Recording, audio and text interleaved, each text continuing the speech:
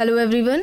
आज की इस क्लास में एमपी असिस्टेंट प्रोफेसर की परीक्षा 2024 से संबंधित पेपर जो है उसको सॉल्व करने वाले हैं। एंड ये 4th क्लासेस से पहले 3 और क्लासेस हो चुकी हैं। क्लासेस स्टार्ट हो इससे पहले आप सभी इस वीडियो को ज़्यादा से ज़्यादा लोगों के साथ शेयर जरूर कर दीजिए। एक इन्फॉर्मेशन है आप सभी के लिए, समाजशास्त्र से संबंधित सभी परीक्षाओं के लिए यहाँ पर प्रैक्टिस सेट एंड सोशियोलॉजी के नोट्स प्रोवाइड कराए जा रहे हैं। प्रश्नों की संख्या आप देख सकते हैं। व्हाट्सएप नंबर दिया गया है, कोई भी जानकारी चाहते हैं तो आप दिए गए व्हाट्सएप नंबर पर मैसेज करके पूछ सकते हैं। बात की जाए समाजशास्त्र के नोट्स की तो यहाँ पर आप ये सारे टॉपिक्स देख सकते हैं। इस नोट्स में आपको ये सारे टॉपिक्स देखने को मिल जाएंगे जिसका प्राइस 399 है। ठीक है, 399 वाले नोट्स में आपको ये सारे टॉपिक्स देखने को मिलेंगे। और एक समाजशास्त्र से संबंधित ये यहाँ पर नोट्स है, ये आपको वन लाइनर में देखने को मिलेगा। एंड ध्यान रखिएगा इसमें इन दोनों ही नोट्स में जो टॉपिक्स हैं सारे अलग अलग है, बस 2 चीज़ कॉमन है। एक तो समाजशास्त्र की प्रमुख अवधारणाएं और प्रमुख पुस्तकें, ये दोनों ही आपको नोट्स में मिल जाएंगी। बाकी के जो सारे टॉपिक्स आप देख रहे हैं ये अलग है। और इसका जो प्राइस है 249 है, 249 है।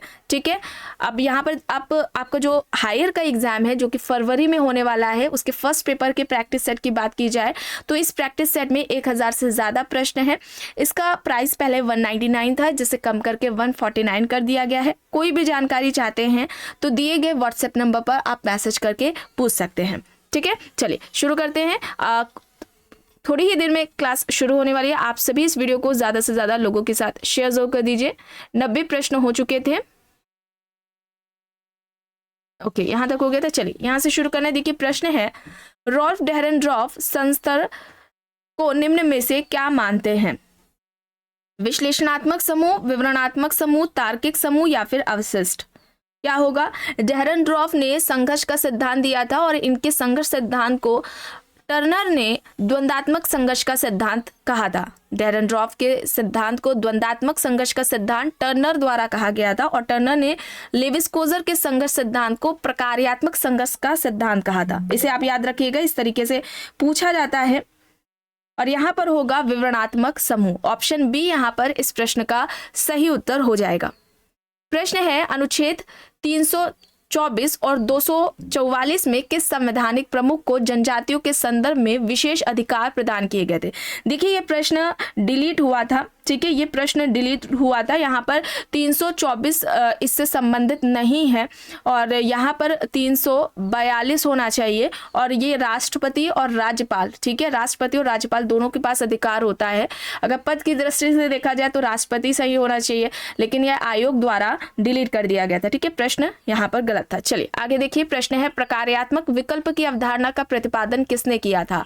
Parsons, Merton, weber, Durkheim. प्रकार्यात्मक विकल्प की अवधारणा का प्रतिपादन किसने किया था? यहां पर सही होगा मर्टन। ऑप्शन बी यहां पर इस प्रश्न का सही उत्तर हो जाएगा। प्रश्न है, निम्न में से कौन गरीबी की संस्कृति के सिद्धांत के प्रमुख प्रतिपादकों में से हैं जिन्होंने उच्च मृत्यु दर, युवा वर्ग में महिला और पुरुष दोनों आजीविका कमाने में कार्यरत हैं, स्वास्थ्य और शिक्षा के निम्न स्तर संगठनों और राजनीतिक दलों में भागीदारी जैसी इसकी विशेषताओं को चिन्हित किया है? इनमें से किसने? देखिए विकल्प में W Kraus, Oscar Lewis, J F Cuber, Gunnar Myrdal यहाँ पर दिए गए हैं।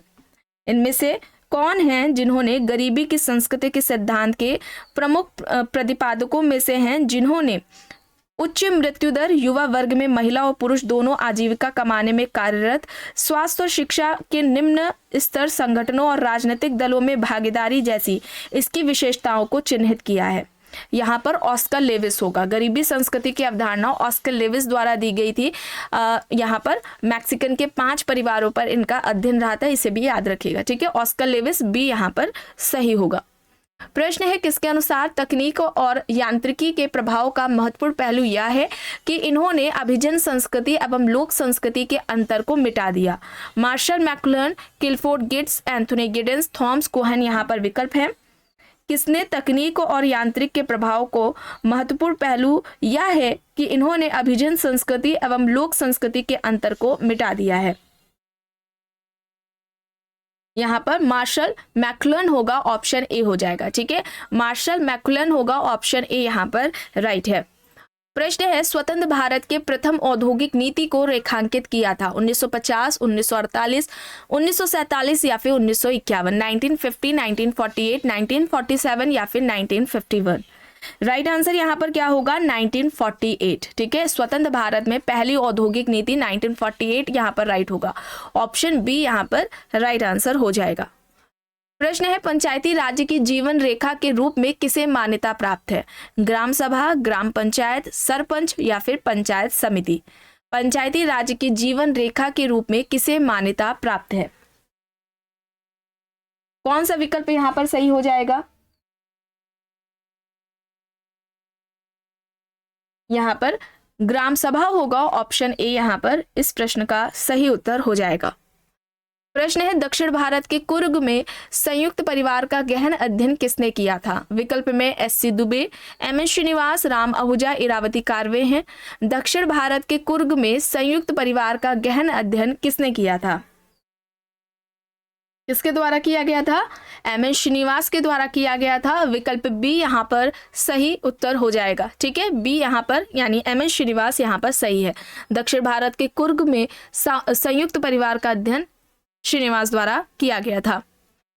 प्रश्न है लिंग संस्कृति का एक विषय है जो पुरुष एवं स्त्री के पौरुष व स्त्रीत्व के सामाजिक वर्गीकरण को प्रदर्शित करता है, या किसने कहा? Oakley, Giddings, Park and Burgess, Margaret Mead यहाँ पर विकल्प है। लिंग संस्कृति का एक विषय है जो पुरुष व स्त्री के पौरुष व स्त्रीत्व के सामाजिक वर्गीकरण को प्रदर्शित करता है। किसके द्वारा ये कहा गया है? ओकले के द्वारा कहा गया है। ऑप्शन ए यहाँ पर राइट आंसर हो जाएगा। प्रश्न है किसने कहा समाजशास्त्र मनुष्य और उसके मानवीय पर्यावरण का एक दूसरे से संबंध का अध्ययन है? Max weber, Auguste Comte, Merton, Henry Fairchild यहाँ पर विकल्प दिए गए। इनमें से किसके द्वारा ये बात कही गई कि समाजशास्त्र मनुष्य और उसके मानवीय पर्यावरण का एक दूसरे से संबंध का अध्ययन है? समाजशास्त्र को इस तरीके से किसने परिभाषित किया है? Henry Fairchild. ठीक है, समाजशास्त्र मनुष्य और उसके मानवीय पर्यावरण का एक दूसरे से संबंध का अध्ययन करता है। यहाँ पर फेयरचाइल्ड होगा। ऑप्शन डी राइट आंसर हो जाएगा। प्रश्न है एसआरएस रिपोर्ट 2020 के अनुसार शहरी क्षेत्र के लिए प्रसवकालीन मृत्यु दर है 18, 21, 12, 15। यहाँ पर विकल्प है। सही उत्तर हो जाएगा यहाँ पर 18। ऑप्शन ए यहाँ पर इस प्रश्न का सही उत्तर हो जाएगा। प्रश्न है परिवार नियोजन के समर्थन में अधिकाधिक राष्ट्रीय जनसंख्या नीति अपनाने वाला विश्व का पहला देश कौन सा था? चीन, भारत, यूएसएसआर या फिर पाकिस्तान।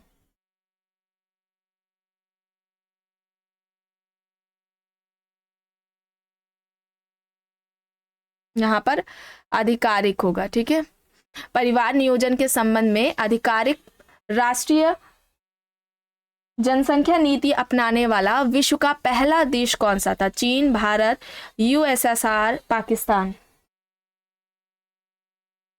यहाँ पर चीन होगा। ऑप्शन ए यहाँ पर सही होगा। प्रश्न है उत्तर आधुनिकता शब्द का सर्वप्रथम प्रयोग किसके द्वारा किया गया था? Levi Strauss and Ferdinand, Habermas and Kate Millett, Leslie Fiedler and Ihab Hassan, William and Robert Jackson. उत्तर आधुनिकता शब्द का सबसे पहले प्रयोग इनमें से किसके द्वारा किया गया है? और ये प्रश्न भी डिलीट किया गया था। ठीक है, यहाँ पर क्या होगा? ये प्रश्न जो है ये डिलीट किया गया था। चलिए आगे देखिए।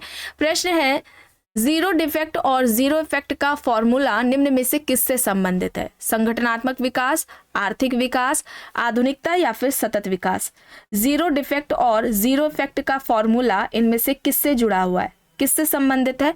सतत विकास से। यहाँ पर विकल्प डी हो जाएगा सही।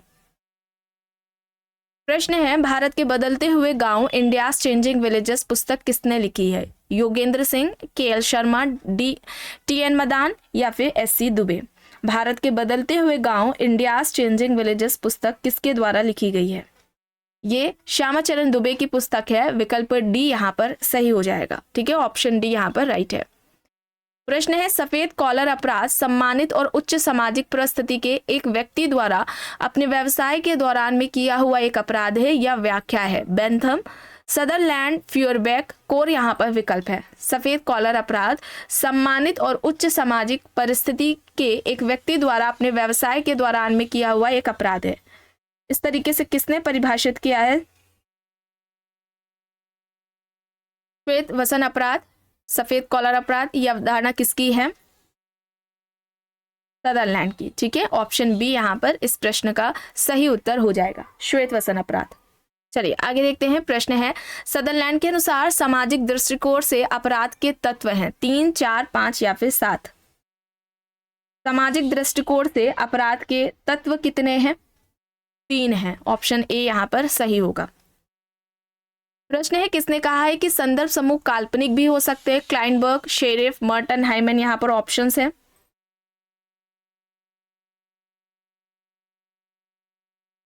संदर्भ समूह काल्पनिक भी हो सकते हैं, किसके द्वारा कहा गया है? काल्पनिक संदर्भ समूह और वास्तविक संदर्भ समूह की किसने बात की गई है? जब सोशल ग्रुप इस पर क्लास हुई थी तो आपको सारे वहाँ पर जो ग्रुप से संबंधित या जो रेफरेंस ग्रुप से संबंधित जितने भी कॉन्सेप्ट्स थे वो सभी आपको उस क्लास में बताया गया था। यहाँ पर संदर्भ समूह काल्पनिक भी हो सकते हैं, किसके द्वारा कहा गया है? ऑटो क्लाइनबर्ग के द्वारा कहा गया है। ऑप्शन ए यहाँ पर राइट आंसर हो जाएगा। काल्पनिक संदर्भ समूह की जो अवधारणा है वो ऑटो क्लाइनबर्ग ने दी है। चलिए आगे देखते हैं। प्रश्न है, आत्माओं में विश्वास को क्या कहते हैं? जीववाद, प्रकृतिवाद, प्रत्यक्षवाद या फिर समाजवाद? आत्माओं में विश्वास को क्या कहा जाता है? उसे हम क्या कहेंगे? जीववाद कहेंगे। ऑप्शन ए यहाँ पर राइट आंसर हो जाएगा। ठीक है, ऑप्शन ए यहाँ पर राइट आंसर हो जाएगा। प्रश्न है, सामाजिक वर्ग, परिस्थिति समूह, आयु और लिंग समूह, भीड़, ये सभी उदाहरण हैं। प्राथमिक समूह, द्वितीयक समूह, अनौपचारिक समूह या फिर अर्ध समूह के किसके अंतर्गत ये आएंगे? किसके उदाहरण होंगे? सामाजिक वर्ग, परिस्थिति समूह, आयु और लिंग समूह, भीड़, ये सभी किसके उदाहरण हैं? अर्ध समूह के। ठीक है, अर्ध समूह के उदाहरण में आएंगे। ठीक है, इसमें निश्चित जो संगठन होता है उसका अभाव होता है, जागरूकता का अभाव होता है। ठीक है, और ये जो अवधारणा है अर्ध समूह की, क्वाइसी ग्रुप की, वो किसके द्वारा दी गई है? जिन्सबर्ग के द्वारा दी गई थी सबसे पहले, और बाद में बोटोमोर के द्वारा भी बात की गई है आभासी समूह या अर्ध समूह की। ठीक है, बोटोमोर भी है, याद रखिएगा। जिन्सबर्ग एंड बोटोमोर का ये कॉन्सेप्ट है, सबसे पहले जिन्सबर्ग ने बात की थी। डी यहाँ पर सही है। प्रश्न है, 74वें संविधान संशोधन अधिनियम को राष्ट्रपति की स्वीकृति कब मिली थी? कब मिली थी? 20 अप्रैल 1993 में। ठीक है, सी यहाँ पर सही होगा। ऑप्शन सी यहाँ पर राइट है। प्रश्न है, संविधान को किस अनुच्छेद में राज्यों को पंचायत गठन का निर्देश दिया गया है? अनुच्छेद यहाँ पर देख लीजिए, 20, 41, 37 या फिर 40। किस अनुच्छेद के तहत राज्यों को पंचायत के गठन का निर्देश दिया गया है? अनुच्छेद 40 यहाँ पर राइट है। ठीक है, और अनुच्छेद 40 यहाँ पर राइट होगा। ऑप्शन डी यहाँ पर सही है।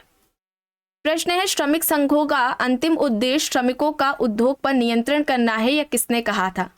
वीवी Giri, GDH Cole and Baron, RA Lister यहाँ पर विकल्प है। श्रमिक संघों का अंतिम उद्देश्य श्रमिकों का उद्योग पर नियंत्रण करना है, ये किसके द्वारा कहा गया है? श्रमिक संघों का अंतिम उद्देश्य श्रमिकों का उद्योग पर नियंत्रण करना है, ये बात GDH कोल के द्वारा कही गई थी। ऑप्शन बी यहाँ पर सही होगा। प्रश्न है, उत्पादन की ताकतें समाज की अधिसंरचना पर निर्धारण करती है, या किसने कहा है? मॉन्टेस्क्यू, ग्राम्सी, मार्क्स, वेबर यहाँ पर विकल्प हैं। उत्पादन की ताकतें समाज की अधिसंरचना का निर्धारण करती हैं, या किससे संबंधित है कथन?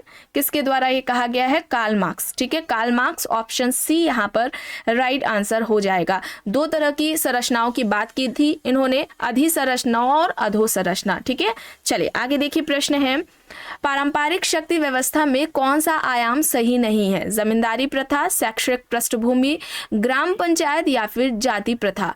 पारंपरिक शक्ति व्यवस्था में कौन सा आयाम सही नहीं है? यहाँ पर शैक्षणिक पृष्ठभूमि होगा। ठीक है, शैक्षणिक पृष्ठभूमि होगा। ऑप्शन बी यहाँ पर सही होगा। प्रश्न है, जब वृहद परंपरा लघु परंपरा का एक संगठित हिस्सा बनने के लिए नीचे की ओर प्रसारित होती है तो उसे कहते हैं भूमंडलीकरण, सार्वभौमिकरण, स्थानीयकरण या फिर परिवर्तन? जब वृहद परंपरा लघु परंपरा का एक संगठित हिस्सा बनने के लिए नीचे की ओर प्रसारित होती है तो उसे क्या कहा जाता है? यह प्रक्रिया क्या कहलाएगी? स्थानीयकरण की कहलाएगी। ठीक है, स्थानीयकरण की कहलाएगी। यहाँ पर ऑप्शन सी हो जाएगा सही। स्थानीयकरण की अवधारणा किसके द्वारा दी गई है ये आपको बताना है कमेंट बॉक्स में। चलिए अब यहाँ पर देखिए प्रश्न, इनमें से क्या है कौन सा विकल्प सही होगा? किसके अनुसार सामाजिक विज्ञान अनुसंधान में व्यापक रूप से उपयोग किया जाने वाला कंप्यूटर प्रोग्राम है जो मात्रात्मक डेटा को प्रबंधित और विश्लेषण करने की अनुमति देता है? इनमें से कौन होगा? कौन सा विकल्प सही होगा? SPSS होगा। ठीक है, ऑप्शन बी यहाँ पर सही होगा। प्रश्न है, निम्न में से कौन निष्पक्षता की विशेषताओं को सटीक रूप से दर्शाता है? विकल्प देख लीजिए, शोधकर्ताओं के व्यक्तिगत मूल्यों को सामाजिक विश्लेषण की प्रक्रिया को प्रभावित करना चाहिए, जातीयतावाद, या फिर शोधकर्ता को निष्पक्ष होना चाहिए, साक्ष्यों को सत्यापित करना चाहिए और बिना किसी पूर्वाग्रह के निष्कर्ष निकालना चाहिए, या फिर आखिरी विकल्प डी है, शोधकर्ता को हर चीज की व्याख्या अपनी संस्कृति के चश्मे से करनी चाहिए। इनमें से कौन सा विकल्प है जो निष्पक्षता की विशेषताओं को सटीक रूप से दर्शाता है? शोधकर्ता को निष्पक्ष होना चाहिए, साक्ष्यों को सत्यापित करना चाहिए और बिना किसी पूर्वाग्रह के निष्कर्ष निकालना चाहिए। ऑप्शन सी यहाँ पर सही होगा। ठीक है, सी यहाँ पर राइट है। प्रश्न है, कौन सा परिप्रेक्ष्य विभिन्न समाजशास्त्रीय सिद्धांत को केंद्र में रखकर समाज के यथार्थ को प्रस्तुत करने पर बल देता है? विचार शास्त्रीय परिप्रेक्ष्य, पद्धति शास्त्रीय परिप्रेक्ष्य, सैद्धांतिक परिप्रेक्ष्य या फिर वैज्ञानिक परिप्रेक्ष्य? इनमें से कौन सा परिप्रेक्ष्य विभिन्न समाजशास्त्रीय सिद्धांत को केंद्र में रखकर समाज के यथार्थ को प्रस्तुत करने पर जोर देता है? यहाँ पर सैद्धांतिक परिप्रेक्ष्य होगा। ऑप्शन सी यहाँ पर राइट आंसर होगा। आखिरी प्रश्न है, किसने तर्क दिया कि मानव क्रिया सामाजिक व्यवस्था द्वारा प्रदान किए गए मानदंडों से निर्देशित और नियंत्रित होती है? मैलिनोवस्की, मर्टन, पार्सन्स, दुर्खिम यहाँ पर विकल्प है। मानव क्रिया सामाजिक व्यवस्था द्वारा प्रदान किए गए मानदंडों से निर्देशित और नियंत्रित होती है, किसका कहना है? पार्सन्स का। ठीक है, पार्सन्स होगा यहाँ पर सही। ऑप्शन सी यहाँ पर राइट आंसर हो जाएगा। तो आज की इस क्लास में बस इतना ही। आई होप ये आपको पसंद आई होगी। अगर पसंद आई है तो प्लीज लाइक करिएगा, कमेंट करके जरूर बताइएगा। चैनल पर अगर आप नए हैं तो चैनल को भी जरूर सब्सक्राइब कर लीजिएगा एंड इस वीडियो को जितना हो सके ज्यादा से ज्यादा लोगों के साथ शेयर भी जरूर करिएगा।